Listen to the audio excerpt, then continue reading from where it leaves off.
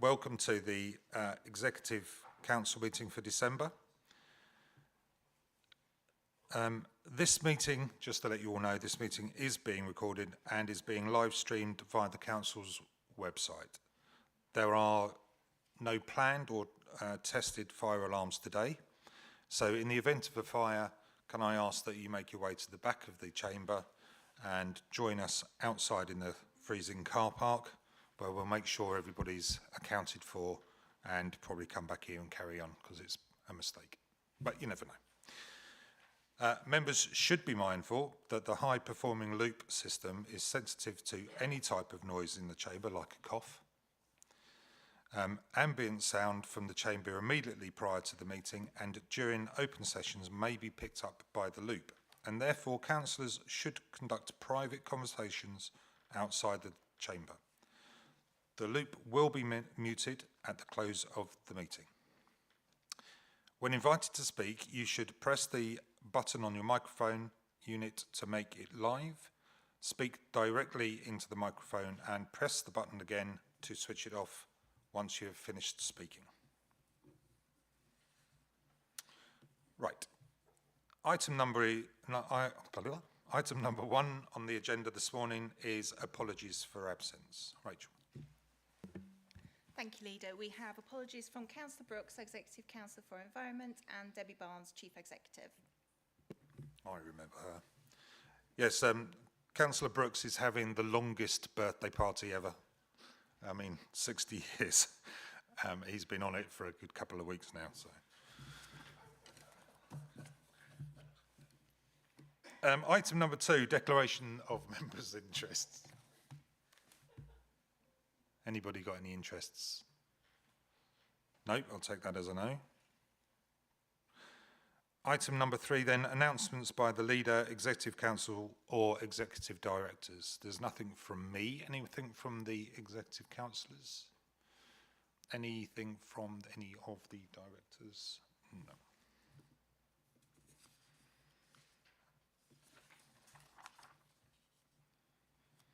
Item 4 is the minutes of the previous meeting held on the 4th of November.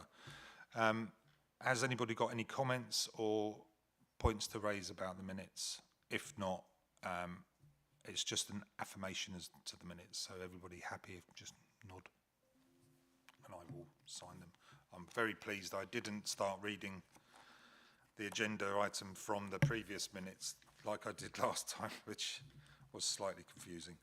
I'll do it in a second. Okay. Item number 5 then, the first substantive part of the meeting, is the Lincolnshire County Council Section 17 Crime and Disorder Strategy. Martin Samuels, the Executive Director for Adult Care Community Wellbeing, to introduce the report. Thank you, Leader. I'm actually going to hand straight over to Martin Parker, who's the expert in these areas. I knew you were going to say that. It says this on every time I have to read out who's going to, and they immediately hand it over. Well, there you go. Hello, Martin. So I would do the honourable thing and say I'm not the expert and hand it over, but I won't. I'll keep the commentary. Jade is here to assist if there are any very difficult questions. Thank you, Chair. Thank you, Leader. I'm going to introduce our kind of Section 17 Crime and Disorder Strategy for 25-26. So just a little bit of purpose and context. So this strategy sets out how the Council will meet its statutory duties under Section 17 of the Crime and Disorder Act 1998, which requires us to consider the impact of all of our decisions and actions on crime and disorder, including antisocial behaviour, substance misuse and reoffending. It's not just our legal obligation, but it is also central to our wider safeguarding and public protection responsibilities. So why the need for this strategy? Until now, Lincolnshire County Council's approach has been to utilise the Safer Lincolnshire Partnership Strategy, which is our community safeguarding partnerships, in outlining what the council delivers around its Section 17 crime and disorder responsibilities. However, actually it's a gap. It's been an administrative gap within our council, not having an individual strategy for Lincolnshire County Councils that brings in a consolidated approach. So this is not something new. It's not new activities that we're doing. It's not new costs that we're putting into things. These are activities that we've always done, and always strive to do. But it's about recognising what we do as the wider council. So this new strategy will provide a whole organisational approach to crime prevention and community safety, clear objectives for prevention, early intervention, responding to risk and harm and long-term recovery, and stronger governance and accountability, including an annual report to scrutiny and to the corporate leadership team. So some key features within the strategy: embeds crime prevention in all council functions from commissioning through to service delivery, recognises and reinforces the importance of multi-agency collaboration with partners such as the Safer Lincolnshire Partnership, the Domestic Abuse Partnership Board and Youth Justice Board, provides a framework for training and awareness, ensuring staff and elected members understand their Section 17 responsibilities, and also will establish an internal working group to oversee implementation organisationally. So some of the benefits are ensuring our statutory compliance, promote best practice and innovation, enhance community safety and resilience, and align with our corporate priorities and safeguarding duties. Chair, I'm very happy to take any questions, but I would like also to note that this strategy has been developed with input from all directorates and key partnerships, and it represents a strong commitment to making Lincolnshire as a safer place as possible for everyone. Happy to take any questions. Thank you, Martin. I'm sure there will be some questions, and thank you, the other Martin, for immediately handing over to mine. It's a pleasure to welcome Councillor Woodruff, the Chairman of the Community Safety Scrutiny Committee, who's in attendance today, and he's going to present some comments from the committee. Thank you, Leader, and good morning, everyone. At the meeting on the 25th of November, the committee considered the report and recorded its strong support for the crime and disorder strategy, which sets out to formalise the work of the council and its internal responses that are already taking place. The committee received clarification that there will be no costs to report on for the action plan within the strategy, as the focus was on departments working together to ensure clear monitoring of the work set out. We highlighted that whilst specific figures and data could be obtained via the Safer Lincolnshire Partnership strategy, it will be useful to have data on spending and impact as an appendix to the strategy.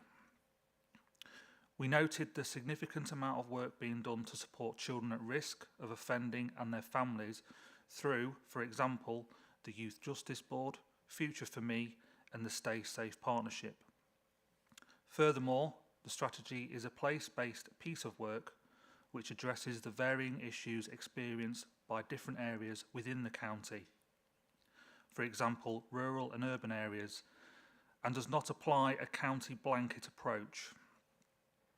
We received clarification that there are sufficient legal frameworks in place that ensure accountability for keeping individual information appropriately secure and safeguarded. We were assured that the first draft of the action plan aims to be completed by the end of the financial year, and there are plans in place for progress on the crime and disorder strategy to be an annual report. Thank you. Thank you, Councillor Woodruff, and could you pass on my thanks and best wishes to the Safety Scrutiny Committee. I now open it up to questions from the Executive. Councillor Oliver. Thank you, Leader. Thank you for the report. Thank you to Martin and his team. I know that as a council, we take crime and disorder incredibly seriously. And as an administration, it is certainly up there in terms of our priorities in a way of making our communities better and improving safety for our residents. I note that on page 33, it talks about a key action is to set up an effective and proportionate performance framework. I'd like to know when we can expect to see that as an executive, as I say, in line with our priorities. We would like to know more about the detail and what the actual effect of the work that we do is having, and areas for potential improvement to go further. Thank you. Thank you, Councillor, for the question. Yeah, so that will form part of the work that we'll do to build the delivery plan based on the strategy. We'll have those kind of clear outputs and outcomes. So what activity are we doing, and therefore what is the outcome and the output that is achieving to combat crime and antisocial behaviour. So that will form part of those metrics that will sit in the delivery plan. So therefore, once we've taken that back through scrutiny request, then we can then bring that forward then to the executive as well for view and consultation and consideration of that.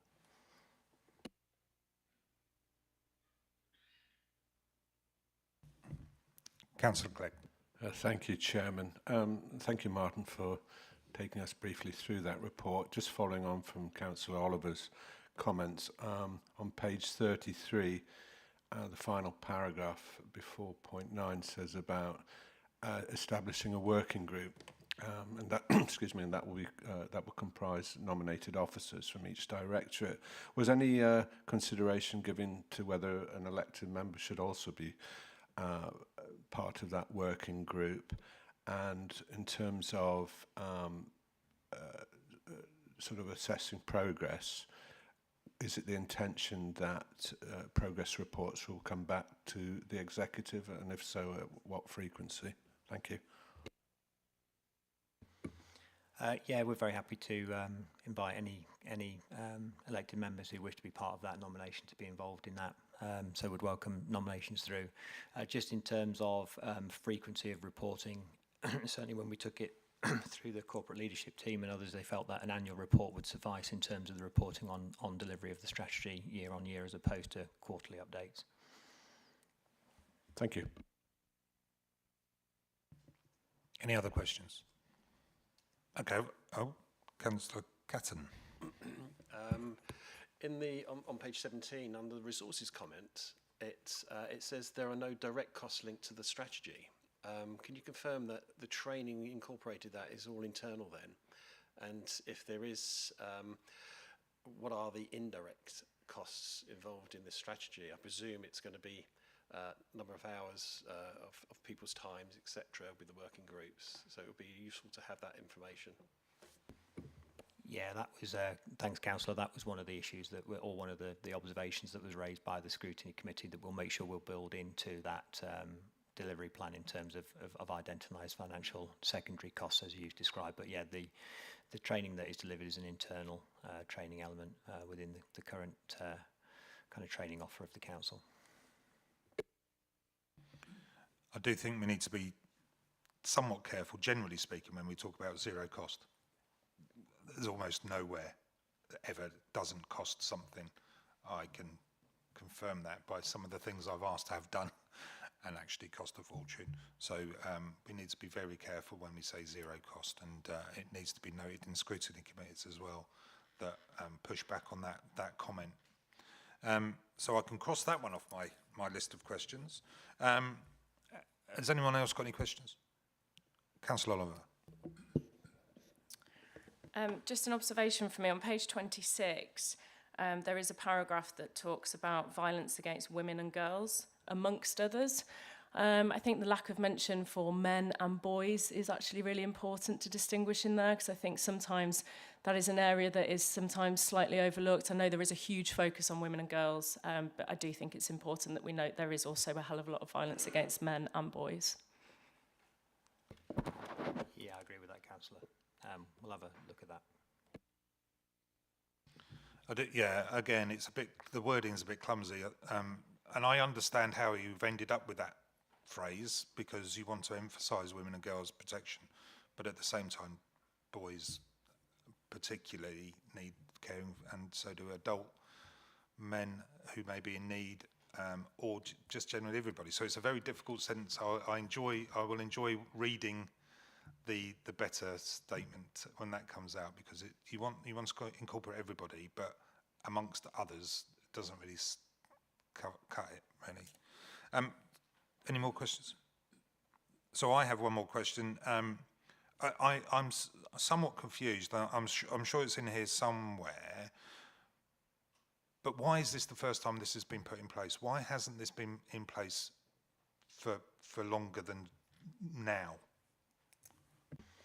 As I said in the introduction, we've always as a council relied on the Safer Lincolnshire Partnership Strategy, which is a partnership strategy that we've adopted as Lincolnshire County Council's response to crime and disorder, because we have a large footprint in that. We administrate that for the county. So each local authority should have a community safety partnership, But within Lincolnshire, rather than having 7 individual community safety partnerships, or 8 with us as a local authority, we've extrapolated that up to have 1, and we take administration out. So the Safer Lincolnshire Partnership has a strategy in place that we've always adopted as the county councillors, kind of demonstrating our adherence to the duty.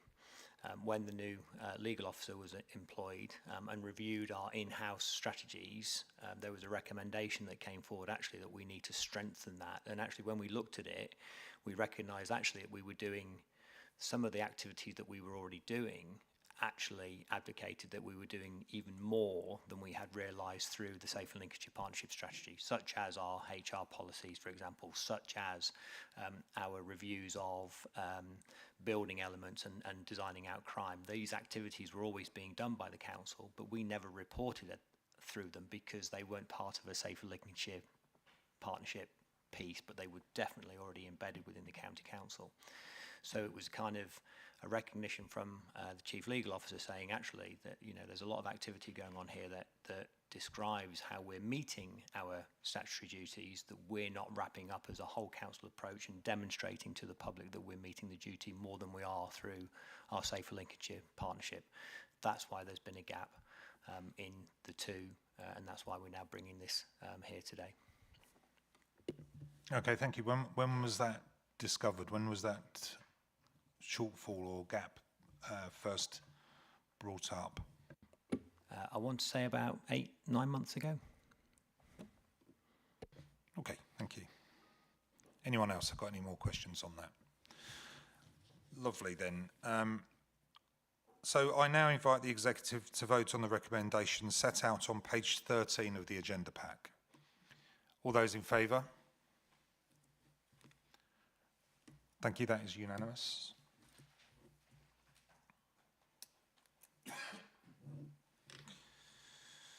Item 6 on the agenda for today then is review of the financial performance 25-26 quarter 2.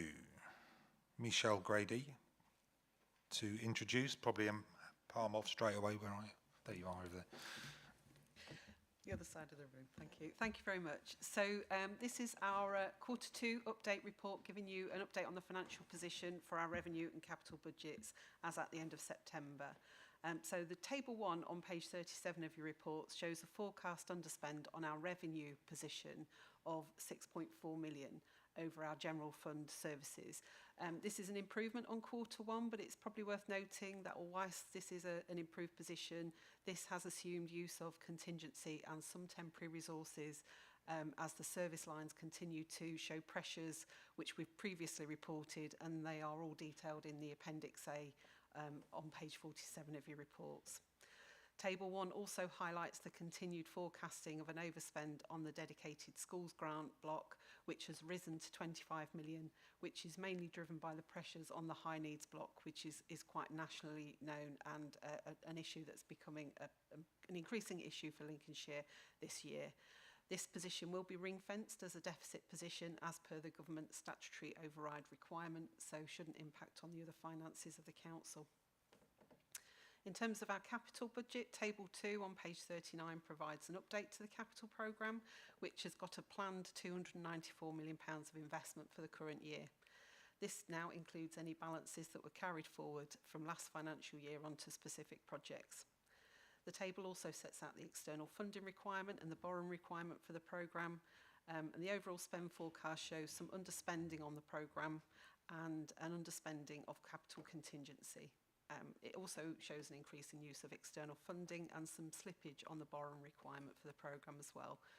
The variances mainly reflect timing of spend as opposed to reduction in spend, and the report shows some of the pressures that we've got on some of the major projects in future years of the programme as well. The report specifically seeks the approval of the executive to reallocate budget from other budgets to the IT budget in resources. This is to enact a decision made by the executive in June when improving the contract for the IT provision, and at that point it was set out there'd need to be a contingency move to allow the budget to be adequate for that function. Just a final note, the Appendix C of the report also provides an update on the process that we're going through for financial planning. At the time of writing the report, we were waiting for a policy statement from government setting out some of the outcomes of the Fair Funding Review. I think it's safe to say, whilst we've got some indications of what that might mean for Lincolnshire, it's still very much a moving piece, and we won't actually get final settlement figures until we commence in December 15th, and then we can obviously build that into next year's budget setting process. So happy to take any questions. Thank you, Michelle. Councillor Roberts, the Chairman of the Overview and Scrutiny Management Board, is in attendance today and will present comments from the board. Thank you, Leader, and good morning, everybody. When the board considered the Q2 financial performance report on the 20th of November, members held a detailed and constructive discussion, ultimately endorsed the report and its recommendations. I would like to briefly outline the key areas we explored and the assurances officers provided.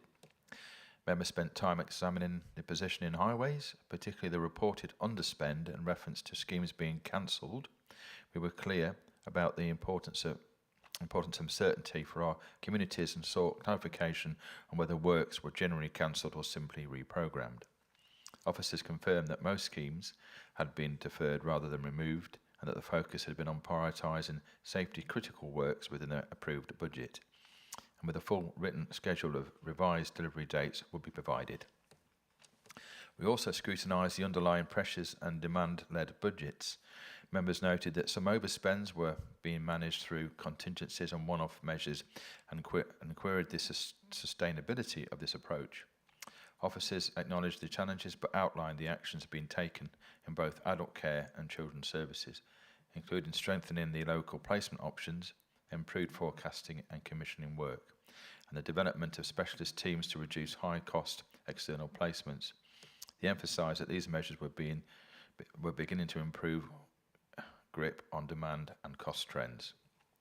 The board expressed particular concern about the dedicated school grants, high needs deficit, and the continued rise in education, health and care plans, EHCPs, numbers. Officers recognised the seriousness of this issue locally and nationally, and explained that the council was expanding specialist and alternative provision and strengthening EHCP processes, with further national policy changes expected in the coming year.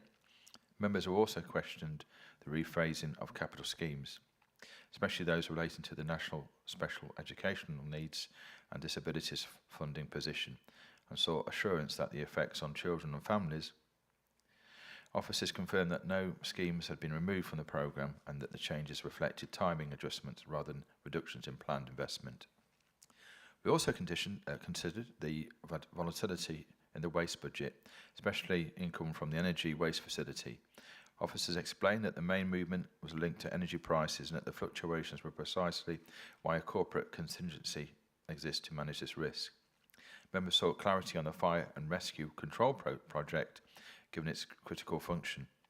Officers assured us that the project remains on track overall, and the slippage relating only to the timing of the expenditure, and confirmed that the current system remains safe and fully operational. Finally, we explored the new IT contract and the transition costs associated with it. Officers explained that these mainly related to the dual running period, with the outgoing supplier and restructuring costs that will enable future savings. They described the benefits of the new operating model, particularly improvements in data, automation and resilience, and outlined the preparatory work completed under Project Bull, which strengthened cybersecurity and infrastructure ahead of the contract change. Chairman, the board was satisfied with the explanations and the direction of travel. While members noted several significant pressures, the assurances given provided confidence that these are being actively managed and appropriately reflected in the Council's financial planning. Thank you. Thank you, Councillor Roberts. And once again, can you pass on my gratitude to the OSMB team? I now invite any questions from the executive. Natalie. Thank you, Leader. I'd just like to thank the Chair and the other members of the Overview and Scrutiny Management Board for their comments. The pressures and the demands that we are seeing in children's services are significant, also national. And as officers explained, we continue to do all that we can to mitigate those costs, such as the ambitious Better Belonging strategy, and also bringing in placements in terms of our short stay children's homes. So, you know, it is important to recognise that we do deliver high quality services at some of the lowest costs in the country. However, as Lincolnshire County Council is one of the lower funded councils, we do recognise that our pressures create a challenge of the council, and as I say, we will do all that we can to continue to mitigate these costs. Thank you. Thank you, Councillor Oliver. Any other questions, comments? Councillor Clegg. Thank you, Chairman. If I may direct this question to Martin Samuels, it's to do with pages 52 to 55, specifically adult care.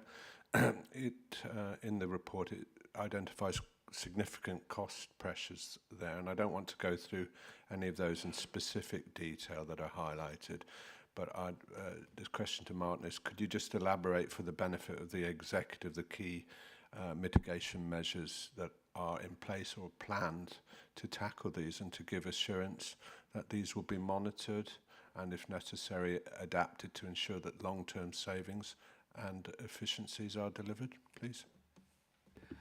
Thank you, Councillor Clegg. Yes, very happy to do so. So, to sort of set the scene, we're in a position where there is nationally and in Lincolnshire significant pressure on adult social care. We've just had the data released for last year, which showed that nationally there was an 8% increase in expenditure on adult social care across the country due to a combination of the national living wage, inflation and demographic pressures. There are simply more people in the country who need adult social care, and their needs are growing. So in the face of that, we have a comprehensive adults improvement programme which has a number of strands to it. A key strand has been our new target operating model, which is trying to shift our focus to one where we focus particularly on enabling people to maintain their independence, to thereby reduce need for care and therefore allow us to control the budget and ensure a sustainable service. Within that, we are working very closely with the Lincolnshire Partnership Foundation Trust, which delivers our mental health services, working very closely with them to improve the robustness of the assessment processes that they operate on our behalf, and we're seeing some considerable progress there. We're working in the field of working age adults with learning disability, particularly because we've identified that we are quite short of supported accommodation offers below residential care, but for individuals who can't stay in their own homes but don't need to be in residential care, we're making good progress there. We're working with recipients of direct payments, very powerful tool in terms of people being able to maintain their independence and have choice over their lives. And there's a lot of national evidence that shows that people with a direct payment have a better health and life outcome at lower cost. We're working to make sure that our processes there are really robust and we are only giving people the money that they really need. We have a strand around digital, where we are looking to make much greater use of technology to support people to live in their own homes. Again, the evidence is clear that for every £1 spent, we're saving £2, sometimes £3 in care costs. A range of other areas, but it is a significant programme that is very carefully monitored and reports back regularly through senior officers through into the executive. Thank you for explaining that. Obviously, I'm quite close to this as we work on it very regularly. I just wanted to give you the opportunity to explain to my fellow executive the hard work that is being done. And no disrespect to the report writer. Obviously, this is a cold sort of financial analysis, but there's a lot of work going on behind, well, not behind the scenes, very much in the limelight. That's as you've explained, designed to sort of offset where we can some of the cost pressures. So thank you for elaborating that, Martin. Thank you. Any further questions? Okay. If we flick to page 35 on the agenda pack, you'll see the recommendations, and I now invite the executive to vote on those recommendations. All those in favour? Again, that's unanimous. Okay, well, there we go. That's the end of the meeting. I'll take the advantage or the opportunity right now to wish everybody a very, very Merry Christmas. It was great to see the Christmas tree up. I completely forgot where we were at the time when I walked through, but it looks fantastic behind us. I hope you have a great time with your family, friends, and do whatever you wish to do over the festive period. Thank you very much.